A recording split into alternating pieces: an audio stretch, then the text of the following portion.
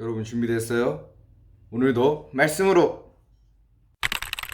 자, 오늘 우리가 함께 나누고 묵상할 하나님의 말씀 창세기 37장 18절에서 36절까지 말씀입니다. 자, 오늘도 내가 먼저 읽을게. 요셉이 그들에게 가까이 오기 전에 그들이 요셉을 멀리서 보고 죽이기를 꾀하여 서로 이르되 꿈꾸는 자가 오는도다. 자, 그를 죽여 한 구덩이에 던지고 우리가 말하기를 악한 짐승이 그를 잡아먹었다 하자. 그의 꿈이 어떻게 되는지를 우리가 볼 것이니라 하는지라. 르우벤이 듣고 요셉을 그들의 손에서 구원하려 하여 이르되 우리가 그의 생명을 해치지 말자. 르우벤이 또 그들에게 이르되 피를 흘리지 말라. 그를 광야 그 구덩이에 던지고 손을 그에게 대지 말라 하니 이는 그가 요셉을 그들의 손에서 구출하여 그의 아버지에게로 돌려보내려 함이었더라. 요셉이 형들에게 이르매 그의 형들이 요셉의 옷 곧 그가 입은 채색 옷을 벗기고 그를 잡아 구덩이에 던지니 그 구덩이는 빈 것이라 그 속에 물이 없었더라. 그들이 앉아 음식을 먹다가 눈에 들어본즉 한 무리의 이스마엘 사람들이 길라앗에서 오는데 그 낙타들의 향품과 유향과 몰약을 싣고 애굽으로 내려가는지라. 유다가 자기 형제에게 이르되 우리가 우리 동생을 죽이고 그의 피를 덮어둔들 무엇이 유익할까? 자, 그를 이스마엘 사람들에게 팔고 그에게 우리 손을 대지 말자. 그는 우리의 동생이요 우리의 혈육이니라 하매 그의 형제들이 청종하였더라. 그때 미디안 사람 상인들이 지나가고 있는지라. 형들이 요셉을 구덩이에서 끌어올리고 은 20에 그를 이스마엘 사람들에게 팔매 그 상인들이 요셉을 데리고 애굽으로 갔더라. 르우벤이 돌아와 구덩이에 이르러 본즉 거기 요셉이 없는지라. 옷을 찢고 아우들에게로 되돌아와서 이르되 아이가 없도다. 나는 어디로 갈까? 그들이 요셉의 옷을 가져다가 숫 염소를 죽여 그 옷을 피에 적시고 그의 채색 옷을 보내어 그의 아버지에게로 가지고 가서 이르기를 우리가 이것을 발견하였으니 아버지 아들의 옷인가 보소서 하매 아버지가 그것을 알아보고 이르되 내 아들의 옷이라. 악한 짐승이 그를 잡아먹었도다. 요셉이 분명히 찢겼도다 하고 자기 옷을 찢고 굵은 배로 허리를 묶고 오래도록 그의 아들을 위하여 애통하니 그의 모든 자녀가 위로하되 그가 그 위로를 받지 아니하여 이르되 내가 슬퍼하며 스울로 내려가 아들에게로 가리라 하고 그의 아버지가 그를 위하여 울었더라. 그 미디안 사람들은 그를 애굽에서 바로의 친위 대장 보디발에게 팔았더라. 아멘. 우리가 이 말씀을 보기 전에 먼저 이 스토리를 이해하려면은 요셉의 이야기를 좀 알아야 될 필요가 있겠죠? 요셉은 그의 아버지인 야곱이 굉장히 아끼던 아들이었어요.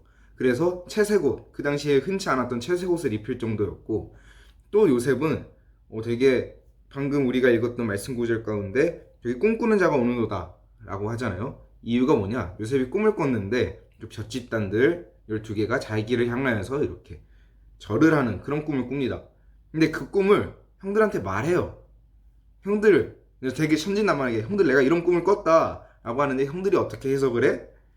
듣고서 설마 지금 우리가 너한테 절을 한다? 하니까 형들이 이제 단체로 화가 난 거지. 왜? 아버지의 사랑을 독차지하던 애가 꿈마다 그런 걸 꿔버리니까 어이가 없고 시기, 질투, 욕심 이런 여러 가지 감정들이 섞여서 그렇게 되지 않았을까 라고 생각이 듭니다. 그런 가운데 요셉이 이제 일을 하다가 형들한테 간 거죠. 형들은 이제 화가 났으니까 자기들끼리 모여서 쑥덕쑥덕 하기 시작합니다. 어떻게? 자, 죽이자. 그리고 과연 걔 꿈이 어떻게 이루어지는지 우리가 한번 보자 라고 하면서 이제 요셉을 그 구덩이 안에다가 넣어놓습니다. 밥 먹고 있다가 이제 죽일 계획을 하는데 저기서 이스마엘 사람들이 이렇게 쭉 내려오네. 저 사람들한테 차라리 팔자. 우리가 뭐하러 손에 피를 묻히냐. 쟤네들한테 팔아버리자 해버리죠. 그래서 요셉을 팔아넘겨요. 은 20에 겨우 은 20에 그렇게 팔리고 나서 요셉은 우리가 알다시피 보디발 장군의 집으로 팔려가고 형들은 아버지한테 이제 요셉이 입고 있던 옷을 좀 찢어서 염소 피를 묻혀서 이렇게 딱 갖다 놉니다. 당연히 아버지가 보기에는 우리 요셉이 죽었구나 하면서 자신이 아끼던 아들이 죽었으니까 정말 길게 그 고통을 느끼죠. 아들을 잃은 아버지의 마음을 누가 헤아리겠습니까? 여기까지가 오늘 우리가 읽은 그 본문의 이야기인데 여기에 적혀있는 한번 질문으로 넘어가 볼까 싶어요. 첫 번째 질문, 하나님은 어떤 분이십니까? 읽어볼게. 하나님은 꿈을 이루시는 분입니다. 꿈이 어떻게 되는지 두고 보자 라며 꿈을 소멸시키려는 형제들의 계획이 오히려 그 꿈이 이루어지는 출발점이 되게 하십니다. 하나님이 포기하시지 않았는데 내가 먼저 놓아버린 꿈이 있진 않나요? 우리 얘기가 맞는 것 같아. 사실 우리는 자라면서 꿈을 굉장히 많이 꾸면서 살아오잖아. 선생님도 어렸을 때는 과학자, 소방관, 뭐 그런 쪽으로 꿈을 꿨던 것 같아. 심지어 어렸을 때 다니던 교회 목사님이 나한테 너는 커서 나중에 학자가 될 거다 라고 이야기까지 해주셨으니까. 그런데 자라면 자랄수록 우리 초등학교 때 내가 다니는 학교는 무조건 한국에 없었어. 하버드야, 옥스퍼드, 뭐 이름 있는 뭐 예일대 이런 데만 갔는데 시간이 지나면 지날수록 현실을 내면서 사실 꿈이라고 자랑할 만한 그런 것들이 없어지지.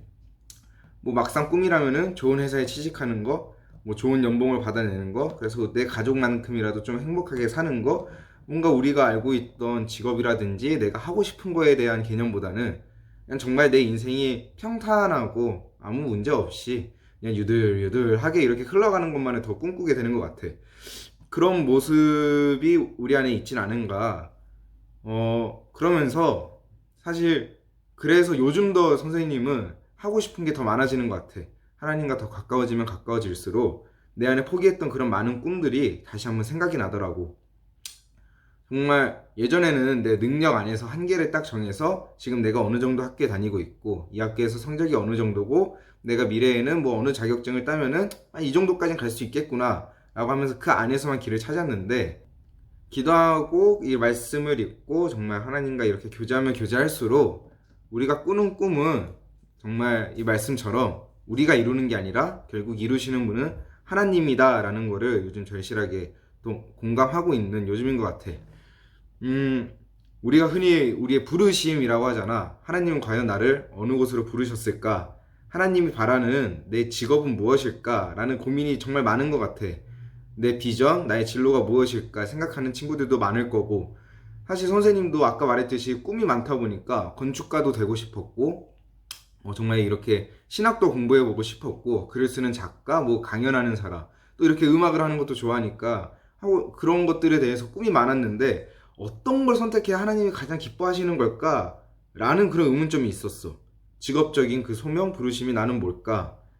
그런데 막상 생각하면 생각할수록 어느 하나의 자신이 없어서 차선책을 선택하려는 나의 그런 잘못된 모습이 드러났고, 그렇게 기도하던 와중에 주시는 마음, 또 주변에 있는 동역자 친구들로 인해서 함께 고민하면서 주셨던 마음이 무엇이었냐면은, 내가 무슨 길을 선택하든 결국 하나님은 나를 이끌어 가실 거다.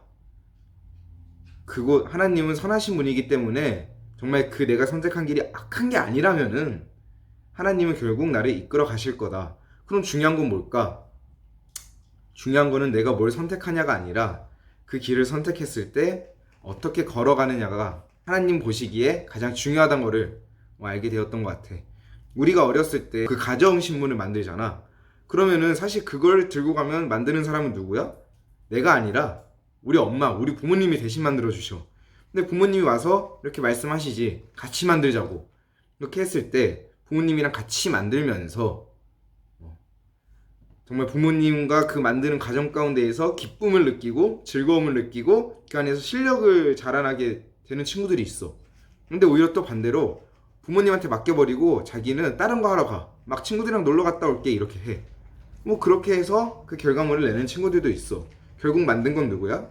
우리 부모님이지. 그래서 이제 학교에다가 제출을 한다? 그런데 안타깝게도 그 신문이 결국 아무나 상도 타지 못했어. 그 결과를 알게 됐을 때 우리는 부모님한테 이런 역정을 낼 수도 있지. 엄마 떨어졌다고, 엄마 아빠 떨어졌다고, 이게 뭐냐고 하면서 불평불만을 할 수도 있는데, 자, 첫 번째 내가 말해줬던 것처럼 부모님과 함께 그 가정 가운데서 기쁨을 느꼈던 친구야. 그럼 우리 부모님이 우리한테 뭐라고 말씀하실까? 괜찮다, 그럴 수도 있다, 우리 내년에 한 번 더 잘하면 되지 하면서 독려해 주시고 오히려 함께하는 그 과정 가운데서 우리의 노력을 아시기 때문에 아마 말하지 않아도 이 친구는 알 거야. 그 과정이 즐거웠다는 걸, 행복했다는 걸, 결과는 중요하지 않았다는 걸. 근데 두 번째 내가 예시 들어준 친구라면은, 그 친구가 부모님한테 역정을 낸다면은 뭐라고 생각하실까? 알다시피 화내시겠지. 네가 뭘 했는데? 너 같이 안 하고 놀러 갔잖아 하면서 화내시겠지. 그럼 그 친구 머릿속에는 그 가정신문을 만들었던 기억은 별로 좋지 않은 기억일 거야. 다시 안 하고 싶을 거고. 만약에 거기에 욕심이 생긴다면은 부모님 앞에 내가 노력하는 모습을 더 많이 보여드려야만 가능히 하겠지. 이런 것처럼 사실 어떤 꿈이 내가 무엇을 하느냐가 중요한 게 아닌데, 우리는 결국 그 결과에 의존해서 나는 못할 거야, 나는 할 수 없을 거야 라고 하면서 포기해버리는 경우가 많은 것 같아. 나도 그랬고.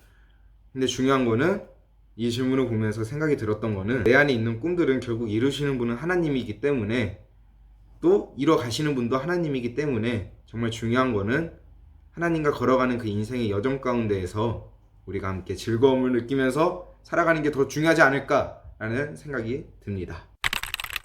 자, 두 번째 질문. 그럼 우리에게 주시는 교훈은 무엇입니까? 자, 봅시다. 르우벤은 요셉을 구하려는 마음은 있었지만 소극적이었고, 유다는 요셉을 살리려고 했지만 잘못된 대안을 사용합니다. 둘 다 말과 의도만 좋았을 뿐 행동으로 연결하지 못했습니다. 악앞에서 소심하고 소극적인 것은 그 자체로도 죄입니다. 질문이 굉장히 세네요.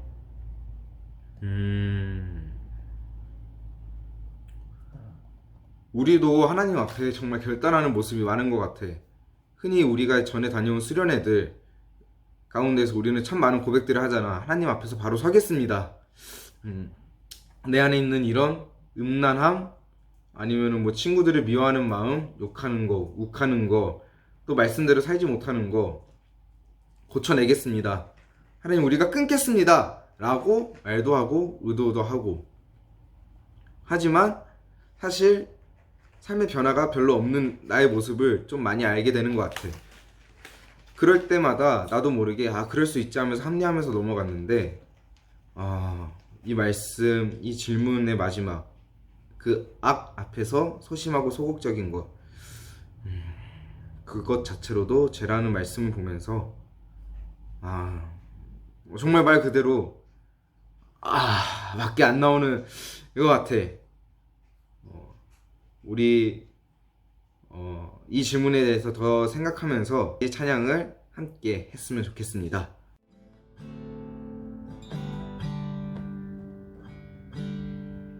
세상의 유혹 시험이 내게 몰려올 때에 나의 힘으론 그것들 모두 이길 수 없네. 거대한 폭풍 가운데 위축된 나의 영혼, 어찌할 바를 몰라 헤매이고 있을 때 주를 찬양, 손을 들고 찬양. 전쟁은 나에게 속한 것 아니니 주를 찬양, 손을 들고 찬양. 전쟁은 하나님께 속한 것이니.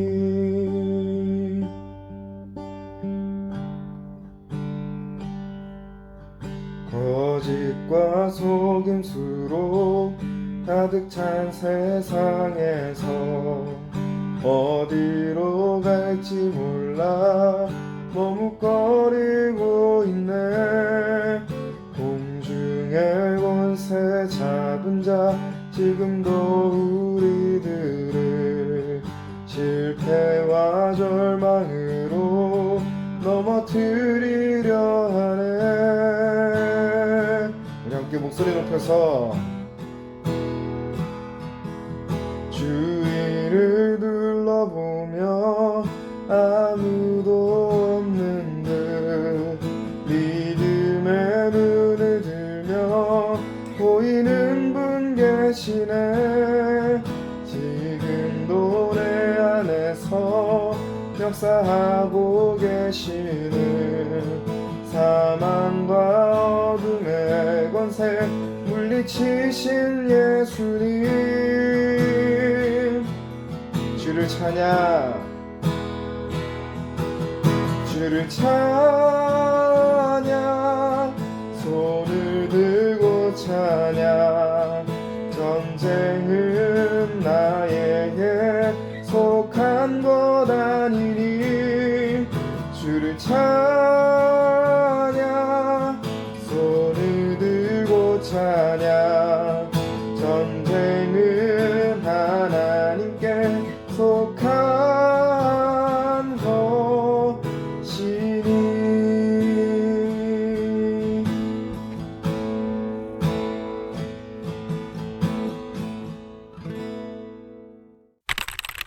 지금 요셉이 처한 상황, 그 다음에 르우벤과 어떻게 보면 또 유다가 처한 상황을 보면은 세상의 유혹 시험이라기보다는 거짓과 속임수 이런 곳에서 어떻게 내가 가야 할지, 어떻게 내가 행동해야 될지 모르는 상황이 대부분인 것 같아. 하지만 결국 우리가 하려는 그 마음보다 하나님이 주시는 지혜가 있기 때문에 우리가 오늘 하루를 살아갈 수 있는 것처럼 이런 문제들 가운데에서 우리가 힘들고 어려운 상황이 닥칠지라도 정말 내가 어떻게 할 줄 모르겠으면은 그 자리에서 잠시 멈춰서고 하나님 어떻게 할까요? 그 지혜를 구하면서 함께 살아가는 우리가 됐으면 좋겠어. 그 시험이 몰려올 때, 두려움이 몰려올 때 우리의 온전히 힘이 되시는 분은 하나님 한 분인 줄 우리가 믿어. 지금 이런 혼란스러운 시대 가운데에서도 결국 이 모든 것을 이루고 나아가시는 분은, 허락하고 주관하고 흔들고 계신 분은 우리 여호와 하나님이시기 때문에 우리가 기쁨으로 살아갈 수 있지 않을까라는 생각을 더 하게 되는 것 같아. 그러면 다들 오늘도 수고 많았고 내일도 이 찬양의 가사처럼, 그리고 우리가 봤던 것처럼 우리에게 주는 교훈은 아가페에서 소극적으로 대처하는 게 아니라 주의 이름을 붙들고 한 걸음 한 걸음 나아가는 삶, 그리고 나의 꿈을 내 스스로 포기하는 게 아니라 하나님은 우리를 한 번도 포기한 적이 없으시기 때문에 우리도 그 마음을 닮아서 우리도 우리의 삶을 포기하지 않고 주를 믿고 렛츠 고 하는 여러분이 됐으면 좋겠어. 그러면 다들 화이팅하며 나아갑시다. 그러면 또 다음에 만납시다. 수고했습니다.